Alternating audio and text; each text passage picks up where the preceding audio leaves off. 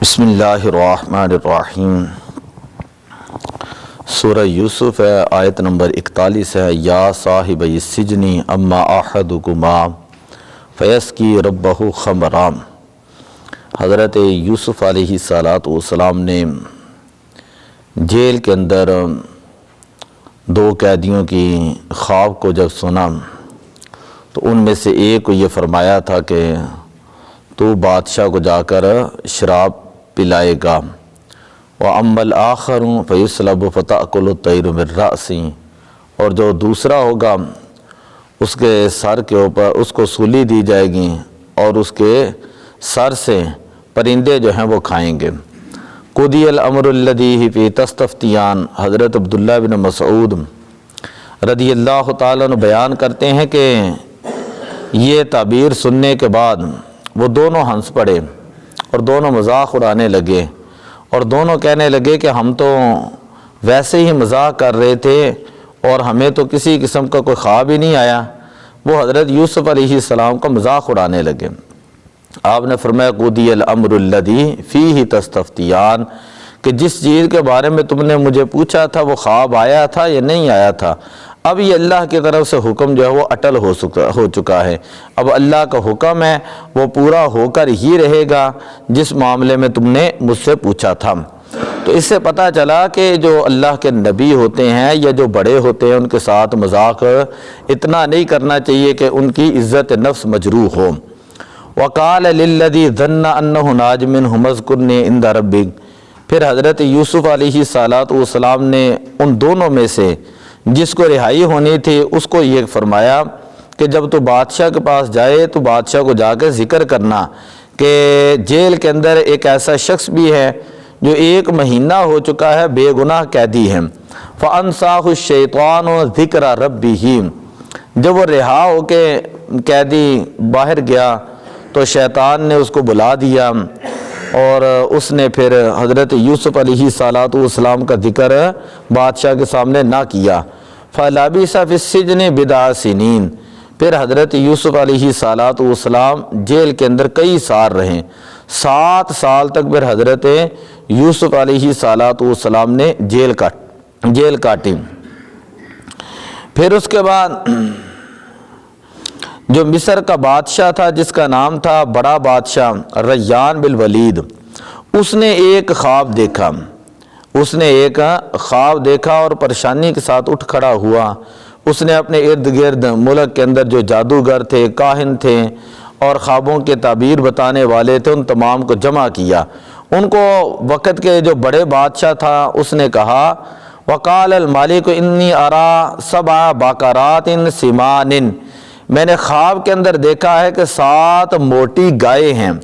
یَأْكُلُهُنَّ 7 عِجَافٌ، کہ جن کو دبلی پتلی گائے کھا رہی ہیں۔ 7 موٹی تازی گائے ہیں جن کو 7 دبلی پتلی گائے جو ہے وہ کھا رہی ہیں۔ اور دوسرا میں نے خواب کے اندر یہ دیکھا 7 سنبلات خضر،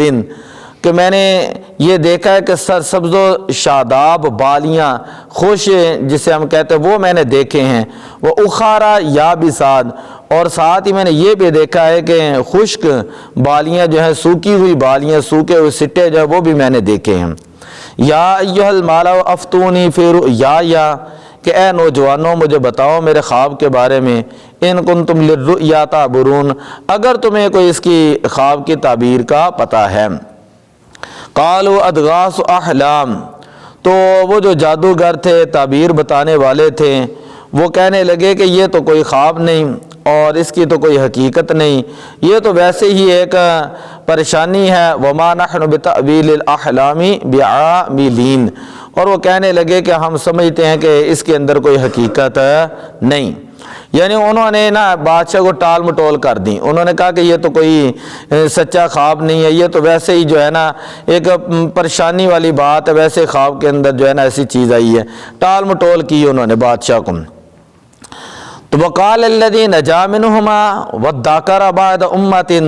اب جو بادشاہ کے سامنے ایک وہ جو قیدی تھا جیل سے آیا ہوا تھا، اس کو 7 سال کے بعد جو ہے یہ بات یاد آئی، کانا انبئکم بتأویلہ، اور اس نے کہا کہ بادشاہ میں اس خواب کی تعبیر بتاتا ہوں، یہ خواب فضول خواب نہیں، بیکار نہیں، میں تمہیں اس کی تعبیر بتاؤں گا، فارسلون، لیکن شرط یہ ہے کہ تم مجھے جیل کے اندر بھیجے۔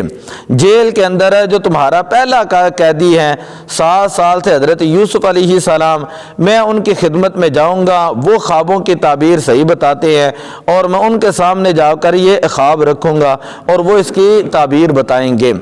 بادشاہ نے اسی طرح کہا، بادشاہ نے کہا ٹھیک ہے تو جیل کے اندر چلا جا۔ جب وہ جیل کے اندر گیا تو حضرت یوسف علیہ السلام کو خواب بیان کی، یوسف ایھا صدیق، تو حضرت یوسف علیہ السلام سے وہ قیدی جا کر کہنے لگا، یعنی جو آزاد ہو چکا تھا، جو بادشاہ کی طرف سے اب وہ قاصد سمجھ لے کے بن کے آیا تھا، وہ کہنے لگا ایھا صدیق، اے میرے پیارے دوست، افتینا فی 7 بقرات سمان، مجھے اس خواب کی تعبیر تو بتائیں کہ 7 موٹی گائے ہوں، یأکلہن 7 عجاف، کہ جن کو دبلی پتلی گائے کھا جائیں، و7 سنبلات خضر، اور اسی طرح سرسبز و شاداب خوشے ہوں، وہ اخرا یابسان، اور دوسری طرف خواب کے اندر خشک خوشے نظر آئے ہیں، لعلی ارجع الی الناس لعلہم یعلمون، کہ تو مجھے خواب کی تعبیر بتا تاکہ میں جا کر جو ہے وہ بادشاہ کو بتاؤں، میری عزت کے اندر، میرے احترام کے اندر بھی اضافہ ہو، اور آپ کا علم اور آپ کا فضل، آپ کا مقام، آپ کا مرتبہ وہ بھی بادشاہ کے سامنے ظاہر ہو جائے۔ اللہ کی قدرت ہے۔ قال تزرعون 7 سنین دأبا، حضرت یوسف علیہ السلام فرماتے یہ تو بڑی آسان سی بات ہے، یہ تو بڑی آسان سی بات ہے۔ آپ نے فرمایا تزرعون 7 سنین دأبا، کہ 7 سال تم جو ہے وہ کھیتی باڑی کرو گے، اور اللہ تعالیٰ بڑا نفع دے گا، بڑی ہریالی آئے گی، اور تم بڑا کھاؤ گے، اور تمہاری کھیتی باڑی جو وہ خوب پیداوار پیدا کرے گی۔ فما حصدتم فذروہ فی سنبلہ الا قلیلا مما تأکلون۔ ساتھ ہی یہ بتانے کے بعد حضرت یوسف علیہ السلام نے ایک جملہ درمیان میں یہ کہا کہ میں تمہیں یہ کہتا ہوں جب اللہ تمہیں دے اور بہت زیادہ دے، اور 7 سال تک اللہ تعالیٰ تمہیں بہت ہی زیادہ دے گا، لیکن سارا ہی نہ کھا جانا، سارا ہی نہ کھا جانا، بلکہ اس میں سے اپنی ضرورت کے لیے کچھ مشکل وقت کے لیے بچا کر بھی رکھ لینا، کچھ مشکل وقت کے لیے بچا کر بھی رکھ لینا۔ آج جتنے بھی اکاؤنٹنگ سکھانے والے لوگ ہوتے ہیں کالجز کے اندر، وہ بچوں کو یہ چیزیں ٹرکس بتاتے ہیں کہ امیر بننا ہے تو آپ نے کچھ سیونگ بھی کرنی ہے، سیونگ میتھڈ جو ہے وہاں پہ بتائے جاتے ہیں۔ خیر حضرت یوسف علیہ السلام نے یہ بات کی، پھر فرمایا ثم یأتی من بعد ذلک 7 شداد، کہ یہ 7 سال خوشحالی کے بعد پھر 7 سال آئیں گے، وہ اتنی شدت کے ہوں گے، اتنی تکلیف کے ہوں گے، یأکلن ما قدمتم لہن، کہ ان کے اندر جو تم نے پہلے بچا کے رکھا ہوگا ہے وہ سارا کچھ وہ کھا جائیں گے، الا قلیلا مما تحسنون، مگر وہی تھوڑا سا جو تم نے اپنے لیے سیونگ رکھا ہوگا۔ یعنی 7 سال اللہ تعالیٰ خوشحالی دے گا، اور پھر 7 سال قحط کے آئیں گے، کوئی بارشیں نہیں آئیں گی، کوئی ہریالی نہیں ہوگی، کوئی تمہارے لیے پیداوار پیدا نہیں ہوگی۔ ثم یأتی من بعد ذلک عام فیہ یغاث الناس وفیہ یعصرون، پھر آپ نے فرمایا کہ اگلے 7 سالوں کے بعد، اگلے قحط سالی کے 7 سالوں کے بعد، تنگی کے 7 سالوں کے بعد، پھر 1 سال ایسا آئے گا کہ جس میں اللہ تعالیٰ وہ برکت والی بارشیں نازل کرے گا، اور اس میں تم طرح طرح کے پھل،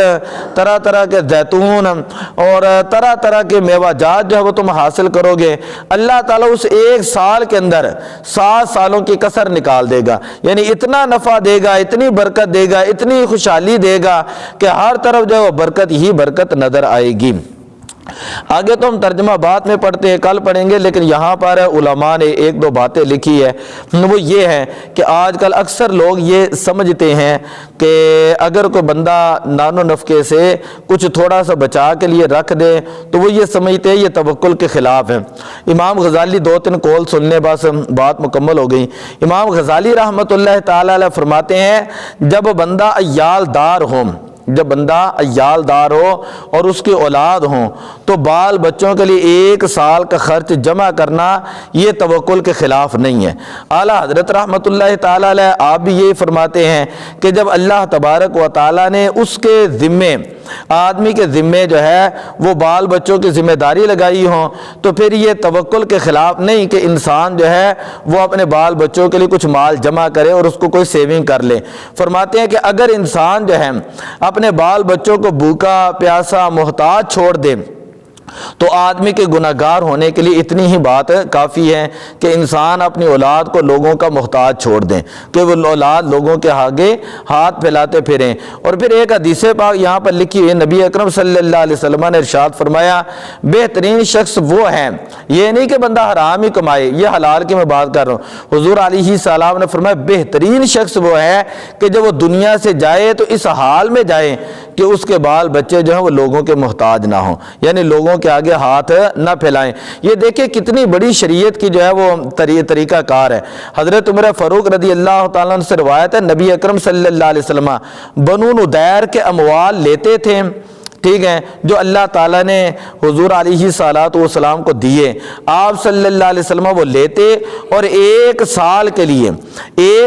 کے لیے اس میں سے غلہ جو ہے وہ اپنے گھر والوں کے لیے نکال دیتے، باقی جو مال ہوتا اس سے آپ صلی اللہ علیہ وسلم گھوڑے، اونٹ اور جنگی سامان جو ہے وہ ہتھیار جو وہ تیار فرماتے۔ تو مختصر یہ ہے کہ کئی لوگ یہ سمجھتے ہیں کہ پتہ نہیں درویشی یہی ہے کہ انسان ایک وقت کا کھائے اور دوسرے وقت کا جو ہے وہ چھوڑ دے، لیکن آج بھی کئی بوڑھے لوگ سیانے لوگ ایسے کرتے ہیں کہ سال کی گندم لے لیتے ہیں یا اس طرح کے کوئی معاملات کرتے ہیں۔ تو یہ تقوی کے خلاف نہیں ہے، یہ بات تقوی کے خلاف نہیں کہ سال کا کٹھا راشن اپنے گھر میں ڈال لیا جائے، تو یہ عین نبی پاک صلی اللہ علیہ وسلم کی سنت مبارکہ ہے، عین نبی پاک کی سنت مبارکہ۔ دعا اللہ عمل کی توفیق عطا فرمائے۔